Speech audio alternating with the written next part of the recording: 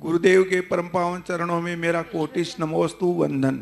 गुरुदेव, मेरी ये जिज्ञासा है कि अब बहुत से मंदिरों में दर्शन करते हैं तो वहाँ पर धर्मेंद्र, पद्मावती और क्षेत्रपाल की मूर्ति स्थापित रहती है, तो और उनकी पूजा अर्चना बहुत सारे लोग बहुत धूमधाम से और बहुत भक्तिभाव से करते हैं, जबकि उनका कहना होता है कि वीतरागी भगवान तो नासा दृष्टि किए हुए है, हाथ पे हाथ रखे हुए बैठे हैं, न ये सहायता करते हैं न किसी की मदद करते हैं। अगर इनकी भक्ति पूजा अर्चना करते हैं तो ये सहायता और रक्षा करते हैं, तो ऐसा उनका मानना है। तो क्या ये सही है या ऐसा करना चाहिए? ओम जी, बहुत दिन से मधुमक्खियां नहीं उड़ रही थी, बहुत दिन से अभी वार सब बंद थे। अब तुमने प्रश्न कर दिया तो फिर एक नया वार सब चालू हो जाएगा। और ऐसी मधुमक्खियों को छेड़ा है, क्या करें।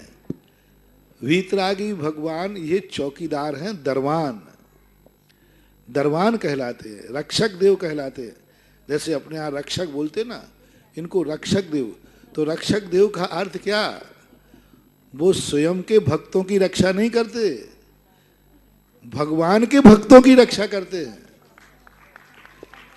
यही तो लोगों को समझ में नहीं आ रहा है। रक्षक देव का अर्थ है वे अपने भक्तों की रक्षा नहीं करते, वे भगवान के भक्तों की रक्षा करते हैं, धर्म की रक्षा करते हैं।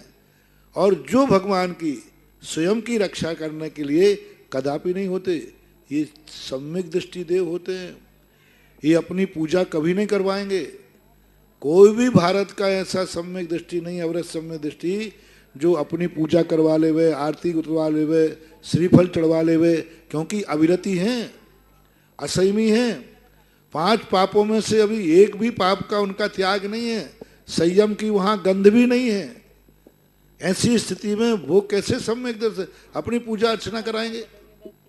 यदि कोई तुम्हें पकड़ करके तुम्हारे लिए अर्घ चढ़ावे तो तुम चढ़वा लोगे? नहीं। भाग जाओगे, अरे भाई क्या कर रहे हो, मैं इसके योग्य थोड़ी हूँ। भाई सम्यक दृष्टि जीव कदापि नहीं। इसलिए तो आज मंदिरों के अतिशय खत्म हो गए। मैंने एक बार एक मंदिर में चोरी हो गई, तो वहाँ क्षेत्रपाल की मूर्ति बैठी थी, बड़ी मान्यता थी उसकी। तो मैं वहाँ गया, मैंने कि क्षेत्रपाल बाबा तुम क्या कर रहे थे यहाँ, तुम्हारे लिए काहे के लिए बैठाला है? क्षेत्रपाल की रक्षा करने के लिए, आपको मंदिर की रक्षा करने के लिए बैठाला है।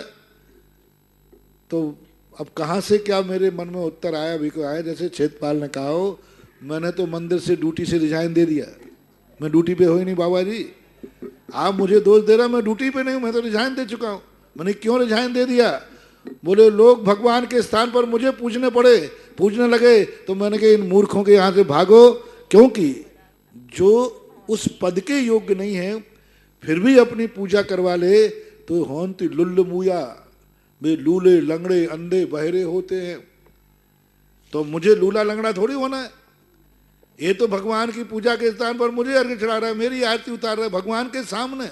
अभी कल ही मैंने कहा था, भगवान जिनेन्द्र देव के मंदिर में असंयम की कभी अभिवादन नहीं होता, और ये तो मंदिर ही में मेरी पूजा कर रहे हैं। ये चैत्य है, चैत्यालय है, पूजनीय है, और मेरे लिए नारियल चढ़ाते, मेरी आरती उतारते, मेरा सब कुछ करते। ये तो मानने वाले हैं नहीं। तो मैंने सोचा कि इन मंदिरों को छोड़ो, तो मैं ड्यूटी पे नहीं हूँ, ये हमारा पथरा बैठा है तो आज लोग पूज रहे हैं। तो जब से क्षेत्रपाल पद्मावतियों की पूजा चालू हुई तब से मंदिरों के अतिशय खत्म हो गए। और जिन मंदिरों में इनकी पूजा नहीं होती है आज भी उन मंदिरों में अतिशय टपक रहा है। और देख लीजिए आप जहां जहां हैं, आपके यामा देख लीजिए क्या अतिशय हो रहा है। सब जगह जहां देखो वहां पर ये मात्र रक्षक हैं, इनका निषेध नहीं कर रहा हूं मैं। शासन देवता है, यक्ष देवता है, लेकिन इनकी पूजा अर्चना नहीं। ये वीतरागी नहीं है, असंयमी है। असंजदो न बंदितव्यो, ऐसा शास्त्रों में वर्णन आया है। असंजद कभी वंदना के योग्य नहीं होता है, द्वारपाल होता है। यदि आप कोई किसी राजमहल में द्वारपाल है तो आने वाले उसको नमस्कार करते हैं कि वो आने वालों को नमस्कार करता है? आने वाले, हाँ, वो यूं करता है। ऐसे ये द्वारपाल, आप लोग जब मंदिर जाते हो ना तो ये आप लोगों को वंदना करते हैं, स्वागत करते हैं।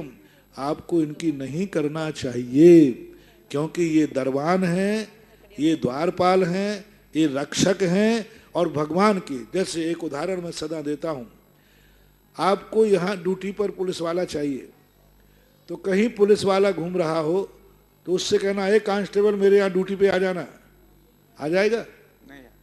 नहीं आएगा। और उसके बॉस थानेदार वहां जाकर के कह देना कि साहब हमारे लिए पुलिस चाहिए है, तो तुरंत वही हवालदार आपको ढूंढते आएगा, भाई साहब कहाँ ड्यूटी लगना? अरे भाई कल तो मैंने कहा तो बड़ा नाराज हो रहा था, बोले अब मेरे बॉस ने कहा है। जैसे किसी पुलिस वाले को चाहिए है तो पुलिस वालों का जो बॉस है वहां एप्लीकेशन लगाइए। इसी प्रकार क्षेत्रपाल पद्मावती ये रक्षक हैं पुलिस वालों के समान। यदि इनसे रक्षा करवाना है तो इनके बॉस जो पारसनाथ भगवान हैं, शांतिनाथ, इनके यहाँ भक्ति कीजिए, इनके यहाँ एप्लीकेशन लगाइए। इनको यदि कहिए तो ये सारे देवता तुम्हारे आगे पीछे घूमेंगे। कई लोग कहते महाराज जी आपके ये सारे काम कौन करता है? आप जो कार्य देखो वो सब में सफल मिलते हो, सब कार्य में सफल हो जाते हो, आप तो कुछ भी बोल रहे सफल। ये कौन कराता है? मैंने कि सब ये देवी देवता क्षेत्रपाल पद्मावती करते हो। महाराज आपके काम क्षेत्रपाल पद्मावती, आप तो इनके कट्टर दुश्मन हो। अरे मैंने कहा यही तो पागलपन है, ये तुम्हारे दुश्मन हैं। मुझे तो ये सब बहुत पसंद करते हैं, बहुत खुश होते, क्योंकि ये सम्यक दृष्टि जीव हैं। ये इतने खुश होते हैं जब मैं बोलता हूं ना कि क्षेत्रपाल पद्मावती पूजनी नहीं है, आरती योग्य नहीं है, नरियल के योग्य नहीं, तब क्षेत्रपाल बहुत खुश होते हैं। देखो महाराज ने कितने लोगों को अज्ञानता से बचा लिया, ये मेरे से नाराज नहीं, मेरे से बड़े खुश हैं ये। और सारे वही काम आके करते हैं। फर्क कितना है, हम उनके भक्त नहीं हैं, वो हमारे भक्त हैं। और हमारे भक्त भी उनके भक्त नहीं हैं, वे हमारे भक्तों के भक्त हैं। इसलिए विधि सीखो।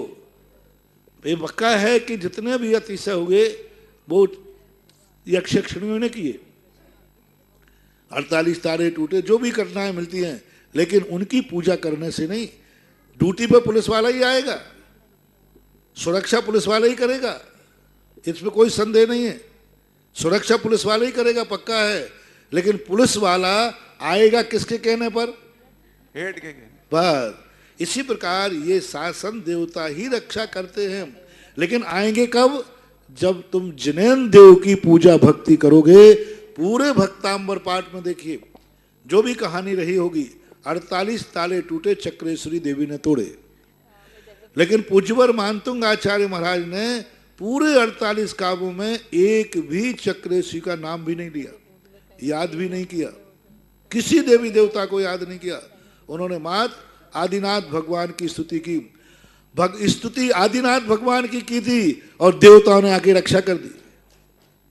क्योंकि वो भगवान के भक्तों को पूरे स्तोत्र उठा लीजिए, कल्याण मंदिर स्तोत्र उठा लीजिए, कहीं भी स्थिति नहीं पारसनाथ की स्थिति है।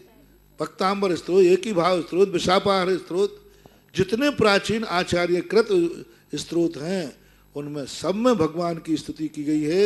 लेकिन आकर ड्यूटी तो इन्हीं देवताओं ने संभाली, ड्यूटी तो यही संभालेंगे। इसलिए क्षेत्रपाल पद्मावती आदियों को यदि तुम अपनी रक्षा करवाना चाहते हो तो वो जिन भगवान के भक्त हैं उन भगवान की भक्ति तुम करो, वे तुम्हारी भी रक्षा करेंगे। खूब जम की आदिनाथ की भक्ति करो। पद्मावती चाहिए है तो पारसनाथ की भक्ति करो, धर्णन की नहीं। ये अपने पूजा करने वालों से बहुत नाराज होते।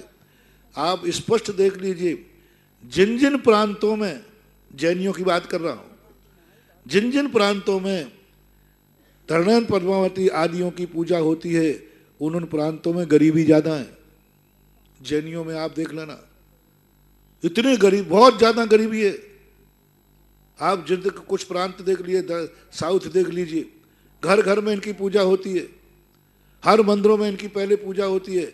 सबसे भारत में सबसे ज्यादा जैनी की समाज में गरीबी किस देश में है? महाराष्ट्र, दक्षिण भारत में। क्यों? वहां उल्टी सीधे पूजा करते हैं सरागी देवी देवताओं की। इनकी पूजा करने से पुण्य बंद होना ही नहीं है। असैमी की पूजा करने से पुण्य बंद हो गई नहीं, रागी देशियों की पूजा करने से पुण्य बंद हो गई नहीं। ये सामान्य ग्रस्त हैं। एक नया नव दंपति जैसे होता है ऐसे ही अब नव दंपति की पूजा करने से कभी पुण्य बंद होगा क्या? असैमी लोगों की देवी देवता एक ग्रस्त हैं। एक पति पत्नी से ज्यादा इनका कोई भी रोल नहीं है। एक दाम्पत्य जीवन जीते हैं, उनकी पूजा करने से कभी पुण्य बंद होता है क्या? और जिन प्रांतों में इनकी पूजा होती है वहां सबसे ज्यादा गरीबी है, सबसे ज्यादा परेशानी है। और जहां पर इनकी पूजा नहीं होती है उस प्रांत में, उस समाज में, उस जाति में समृद्धि है। ये भारत में आज भी देख लीजिए। जो सच्चे देव शायद गुरु को मानते हैं और इस प्रकार इन देवताओं को मानते, वे ज्यादा समृद्ध हैं, वे ज्यादा सुखी हैं। जैसे उत्तर भारत में समृद्धि क्यों है? आज देख ले बुंदेलखंड के अंदर जब से वीतरागता की पूजा चालू हुई, देखो किस तरीके से समृद्धि बढ़ी है, किस तरीके से समृद्धि बढ़ी। आचार्य महाराज के पहुंचने के बाद वीतरागता की पूजा हुई, लोगों ने सरागी इनको पूजना छोड़ दिया, क्षेत्रपाल पद्मावतियों की अर्चना छोड़ दी और वीतराग की पूजा की। आज इतनी समृद्धि है, जहां 5,000 रुपए से बोली लेने की शक्तियां नहीं थी, आज 500 कलश की बोलियां ले रहे हैं। 500 कलश बुंदेलखंड। अरे राम राम राम राम राम। बुंदेलखंड में कहाँ ये रखा है? कोई बड़ा इंडस्ट्रियल नहीं, कोई बड़ा व्यापार नहीं, कोई वहां कोई ऐसे कार्य नहीं, फिर भी आज इतनी समृद्धि। 500 कलश की बोलियां, 100 धर्म 500, 250 कलश, ऐसे कलश यूं बोल रहे हैं जैसे 250 रुपया बोल रहे हो। ये किसका परिणाम है? वीतराग भगवान की पूजा करने का परिणाम है, क्योंकि वीतरागी की पूजा करने से अतिशयकारी पुण्य बंद होता है। और उसी का परिणाम देख लीजिए, अभी गोमटेश बाहुबली का अभिषेक हुआ, दक्षिण भारत के भगवान, और आज तक कोई दक्षिण भारत का व्यक्ति पहली बोली लेकर के अभिषेक नहीं कर पाया। क्यों नहीं कर पाया? क्यों? वहां सब वीतराग भगवान की पूजा है ही नहीं, वीतरागता से अभिषेक होते ही नहीं, वीतरागता से पूजन करते ही नहीं। अभिषेक कर रहे हैं तो देखो पहले दिन जितने लोगों ने अभिषेक किया, बड़े बड़े कलशों से बड़ी बड़ी राशियां घोषित करके, वे सब वीतरागी के उपासक थे। उनमें इतना समृद्ध आया कि आज वे धन दान में भी दे रहे हैं और स्वयं भी धनवान बन रहे हैं। इसलिए आज तुमने छेड़ दिया। देखो मेरी एक आदत है, मेरे गुरुजी भी कहते हैं, कई बार मेरे आचार्य के पास कोई जाता, महाराज जी ने ऐसा बोला, तो बोले वो बोल तो नहीं सकता, नहीं महाराज बोला है, बोले किसी ने छेड़ा जरूर होगा, और छेड़ोगे तो फिर मैं छोड़ूंगा नहीं, ये भी ध्यान रखना। अब तुमने छेड़ दिया तो लो, मैंने तुम्हें फिर तो बोलूंगा ही कुछ ना कुछ, जो आगम है सत्य है वो बोलूंगा। सारे भारत से मेरा कहना है, वीतराग भगवान की उपासना करके देखो। अरे 6 महीने करके देख लो, 6 महीने वीतराग भगवान के, जैनियों से खास तौर से कह रहा हूं, वीतराग भगवान की उपासना करके देख लो आप, देखो इसके क्या चमत्कार होते हैं। क्या ये देवता धर्मेंद्र आदि सारे 24 भगवानों की यक्ष यक्षिणी जितनी है, इनका गुणस्थान असंयम है, ये संयम नहीं है इनके पास। और असंयम की वंदना, असंयम की आरती, असंयम का श्रीफल, असंयम का पूजा पाठ कभी भी तुम्हें ऐसा पुण्यबंध नहीं करा सकता जो पुण्यबंध पुण्यानुबंधी पुण्य का कारण हो। तो मैंने प्रैक्टिकल बता दिया, विधि बता दिया, और आगम में जो प्राचीन आगम के आचार्यों के उदाहरण दे दिए कि मानतुंग आचार्य महाराज ने आदिनाथ भगवान की स्तुति की और चक्रेश्वरी आ गई।